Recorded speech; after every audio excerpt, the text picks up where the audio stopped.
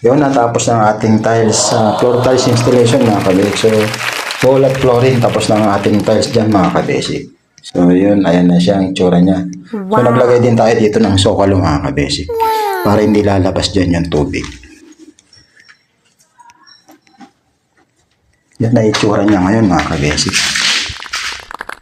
Ganda rin yung napiling design na may-ari. No? Bukas pwede na natin yan i-grout mga kabasic. So, nakikita nyo sa gilid na mga kabasic na si Rone. Ano? Ayan. Yan. So, umpisa pa lang. Pag wala sa eskwala yung asintada mga kabasic, ganyan na mangyayari. Yung si Ro pala